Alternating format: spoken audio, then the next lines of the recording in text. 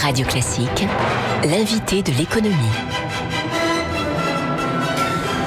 C'est le patron d'une entreprise dans la tourmente que je reçois ce matin sur Radio Classique. Il est 7h21. Bonjour Philippe Crouzet. Bonjour. Président du directoire de Vallourec, fabricant de tubes sans soudure très utilisés dans les forages pétroliers. Vous avez été touché de plein fouet par la chute du cours du baril, moins 70%, on le rappelle, depuis juin 2014, ce qui a amputé votre chiffre d'affaires de plus d'un tiers, par exemple au troisième trimestre 2015. Qu'est-ce qu'on ressent quand on subit une telle tempête en tant que dirigeant ? Écoutez, la première difficulté, c'est de rassurer les collaborateurs, parce qu'on est dans une tempête. Ils sont habitués au cycle, parce que c'est pas la première fois que Vallourec vit un cycle. Celui-ci étant particulièrement fort et particulièrement dur. Rien ne permettait de l'anticiper ? Ah non, réellement. Je crois qu'on est tous, quand vous regardez les déclarations successives des plus grands du secteur, je cite un grand nom, Schlumberger, à plusieurs reprises depuis 18 mois, ajusté et continue à ajuster sa réponse à cette situation. Non, je crois que vraiment on n'a jamais vu quelque chose d'aussi brutal sur une aussi courte période de temps. Vous avez annoncé hier une profonde réorganisation des activités avec réduction de moitié des capacités de production en Europe, une levée de fonds d'1 milliard d'euros via une augmentation de capital.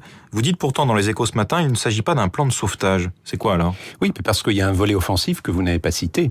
Il s'agit simultanément d'adapter nos capacités européennes aux marchés qui lui resteront accessibles dans la durée, au niveau de prix de vente où nous sommes. Les coûts européens sont ce qu'ils sont.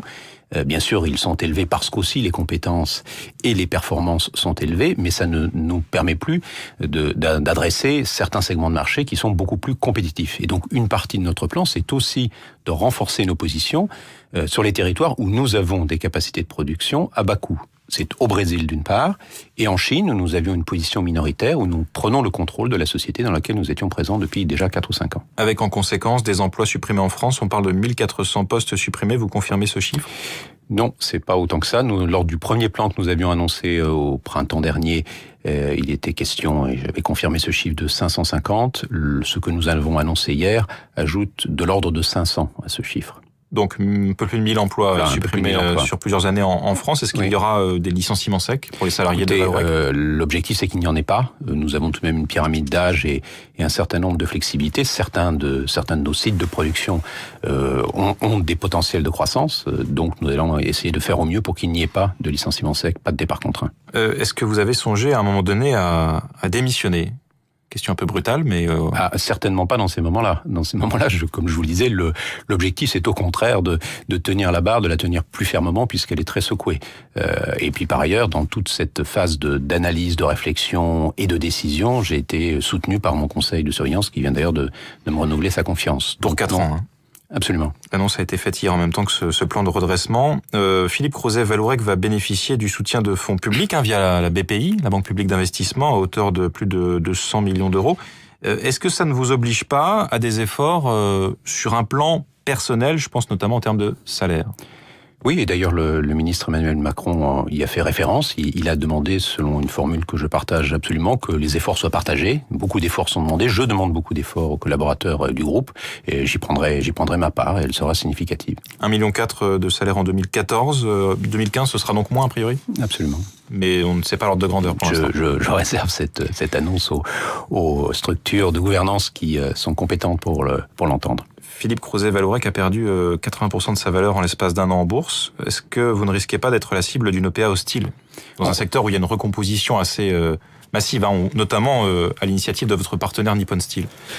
Alors non, notre partenaire est bien notre partenaire. C'est votre partenaire, mais d'autres acteurs. Comme vous l'avez indiqué, il souscrit aux côtés de BPI France à l'augmentation de capital, qui se trouve en réalité garantie à hauteur de la moitié par ces deux actionnaires stratégiques, qui sont, dans le cas de Nippon Steel, un partenaire historique. Depuis 40 ans, nous collaborons dans le domaine de la technologie et au Brésil.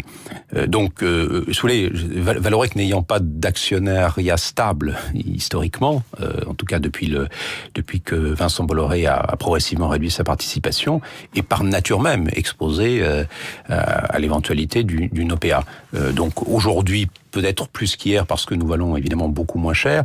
En même temps, les conditions du secteur sont telles que le risque est devenu aussi beaucoup plus élevé pour un investisseur. Donc, je dirais que nous vivons avec cette éventualité. D'ailleurs, nous ne cherchons absolument pas à nous en protéger.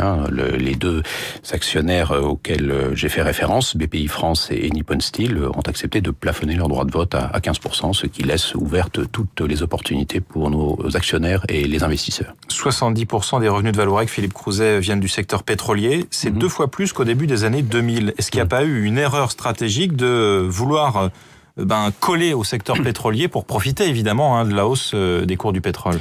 Non, l'augmentation de la part du pétrole et du gaz vient de 2 choses. D'abord, la croissance de ce secteur qui tendanciellement croît. Évidemment, il croît d'une façon cyclique, mais la tendance reste à la croissance. Je rappelle que la consommation de pétrole continue à augmenter année après année. Et puis c'est venu aussi du fait que nos autres secteurs d'activité, nos diversifications si vous voulez, eux ont fortement décliné. Il s'agit de l'automobile qui n'utilise plus de tubes au niveau de performance que nous offrons. Il s'agit aussi des centrales au charbon, qui était une spécialité de Vallourec. Vallourec équipait ça, on va pas le regretter, évidemment. On va pas le regretter, sauf les actionnaires et les salariés de Vallourec, et en particulier les salariés français, et en particulier les salariés du site de Saint-Saulve, qui voient effectivement, année après année, diminuer cette part de notre activité.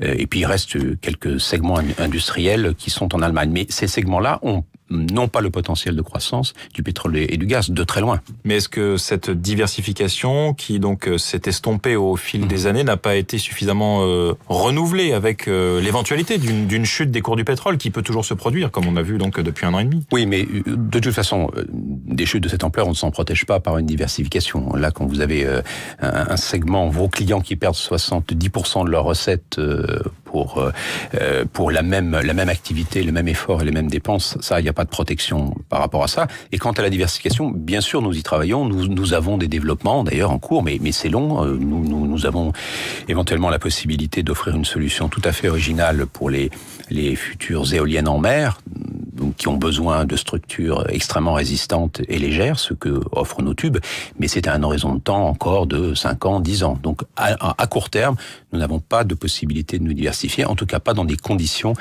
qui nous garantissent une rentabilité, une croissance comparable au pétrole et au gaz. Vallourec était aussi critiqué pour être un peu trop haut de gamme. Vous avez parlé du positionnement tout à l'heure, avec donc ce redressement qui va s'opérer via la Chine et le Brésil. Est-ce que ça n'a pas été aussi une erreur d'être un peu trop haut de gamme par rapport aux concurrents? Non, vraiment, dans nos métiers, haut de gamme, ça signifie performance, ça signifie qualité.